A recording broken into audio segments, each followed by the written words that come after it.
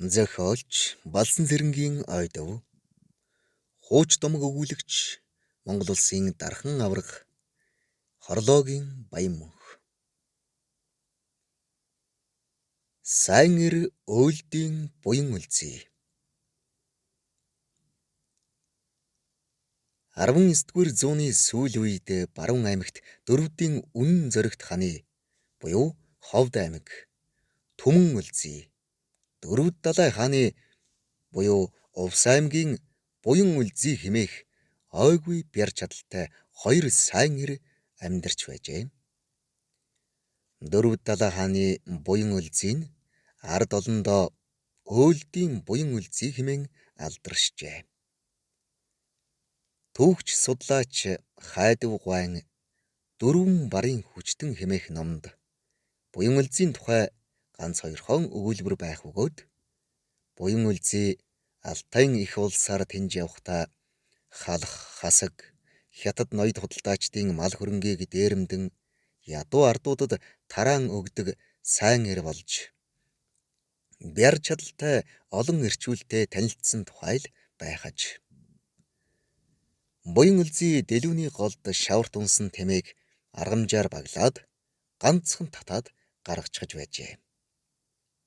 Төвний нөхөр бол Дөрвд аймгийн Мунчгийн улаан гэгч эгнишгүй нэгэн хүчтэн байсан бөгөөд баг шиг атан тэмээг баглаж үрээд уул давуулан авч явсан гэдэг.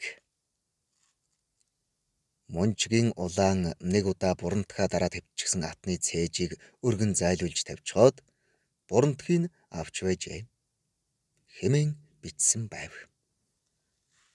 Мөн өөлдийн буян үлзийг нутгийнх нь бүхэл ам гэж дуудахаас гадна хөхдээлт сайн эр гэж хүндэлдэг байв. Тэр зөвхөн хөхөнгийн дээл өмсдөг байсан бололтой. Энэ нь цаагаараа өөлд төмний ёс заншилтай холбоотой аж. Өөлдүүд саарлангийн хувцс өмсөхөөс цээрэлдэг байсан бөгөөд энэ нь манжийн үед ноёдод зарцлагддаг байсан боол хүний хувцсны өнгө учраас тэр юмсанжээ. Тиймээс өөлд эрчүүд ихэвчлэн хөхөнгийн дээлийг эрхэмлэн дээдэлдэг. Түүнийг 15-аас 20 см өргөн манз гарган эмждэг. Мөн орой дээрээ сампинтай хөх бүстэй улаан ширээс бүхий торгоор гадралсан томлой хэмээх малгай өмсдөг байж. Харин эмэгтэйчүүд нь манжийн дарангуйллын үед гашуун зовлон амссан гэдгээ илэрхийлэх маягаар хар өнгийн ууж, улаан өнгийн дээл өмсдөг байжээ. Буян үлзий эд залуухан наснда Ховдын хязгаарын дан шиг шар сүмийн наадамд хасгийн бүх нур хааныг хайж төрүүлж байсан байна. Алтай нурууны ар өвөрт өвдөг шороодж үзээгүй нур хаан түүнд унчхаад ихэд харамссан ч өрсөлдөгчөө үнэлж чадах сэтгэлийн тэнхээтэй нэгэн байжээ. Тэрээр буян үлзийг бишрэн хүндэлж найр тавихдаа 12 хэрэг хасгаас аль дуртайгаа идэж яв гэдгэлчж ингэж бүхэл амын эрх зүйн баталгаа нээгдсэн байна. Намрын дунд сард элдсэн нэхий оймсны эсгий малгайн арьс мэтийг барьсан нутгийн ядуус бүхэл амыг зорин ирж олзноосоо хуваалцахыг гуйна.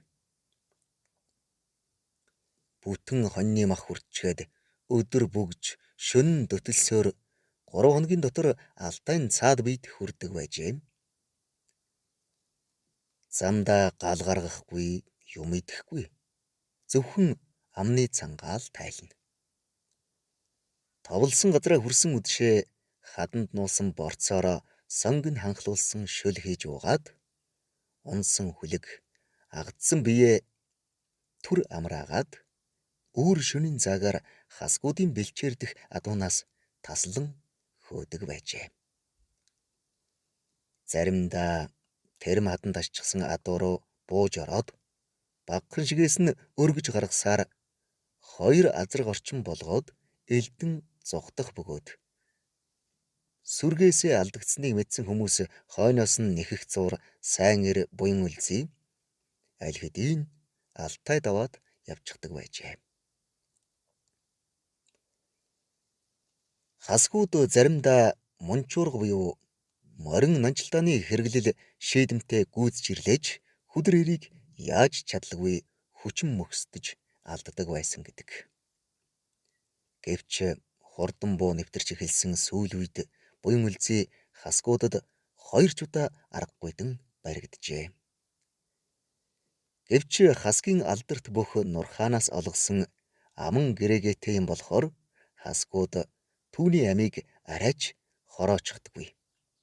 Ихэд өлсгөх, нүхэнд суулгаж угаад эмс хүүхнүүдийг дээгүүр нь харайлгах зэрэг хар дом үлдээд тавиад явуулчихдаг байжээ. Монгол хасаг нүүдэлчид бэлчээр ус булаазалдах, мөргөл шашнаараа ялгарах зэргээр зөрчилдөх авч Нурлаан буян үлзий хоёрын нэгэнтээ байгуулсан тохиролцоог бас ч гэж сахиж чаддаг байсны жишээ энэ юм. Бохилом нэг удаа нутгийнхаа Жамбалдорж гэгчтэй Алтайн араар явжээ. Тэгээд нэг газар хоноглож бүтэн хоньны мах чансны ихэнхийг идчихэд эцэст нь хошногын бүхлээр нь залгичхаж гинэм.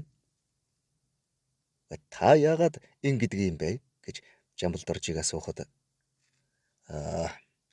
ингэж идэхгүй бол тэр дараа шингэчихдэг юм. Харин бүхлээр нь залгичхлаар 3 хоногийн үл даадаг юм да гэсэн гэдэг. Ховд аймгийн Эрдэнэбүрэн сумын Шураг багийн Баадан эхнэр Доосмаа хэмэх эмэгтэй нэгэн удаа Бохиломын гутлыг ойж өгч гинэм. Тэр ойсон гутал нь уртаашаа 2 төө ултай, өргөн нь 1 төө мухар сөөлж байсан бөгөөд уг гутлыг оёод хэлбэр авахад нэг гуталт нь 1 хормой бууц багтаж байсан гэдэг.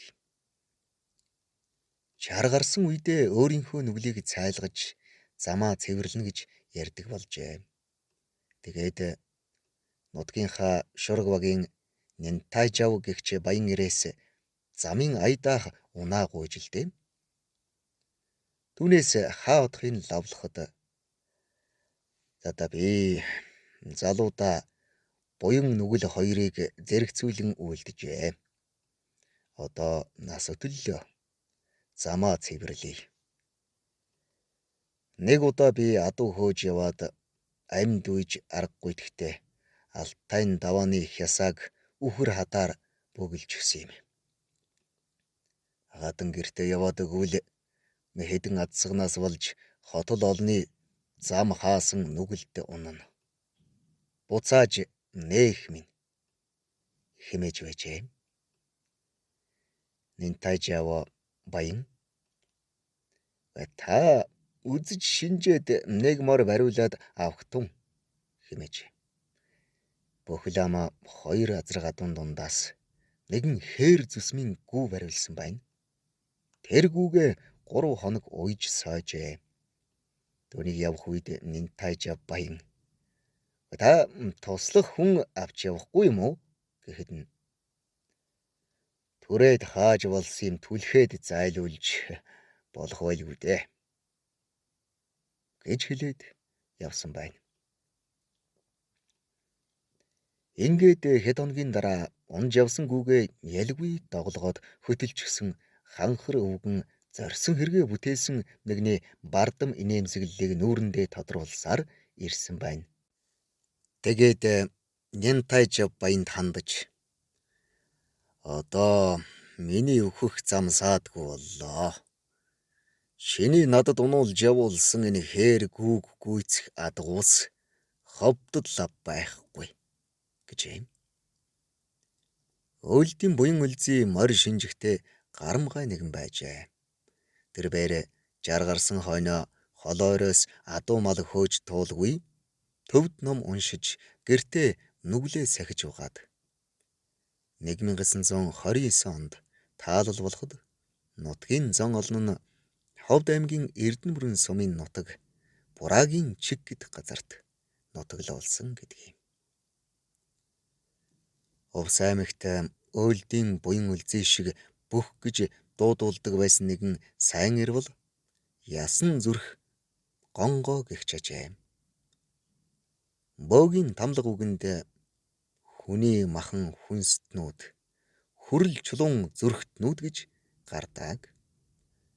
Үндэ хүний дотоод сэтгэл далд ухамсар харцгаан үлийн аль нэг илүүтэй үйлдэх зэргийг зүрхээр нь таньж мэддэг ажээ. Эртнээс нааш бөөгийн мөргөл мөнх тэнгэрийг шүтэж ирсэн монголчуудад юугаар хийсэн зүрхтэй хүн болохыг шинжиж мэддэг өвөрмөц арга зан үйл байжээ.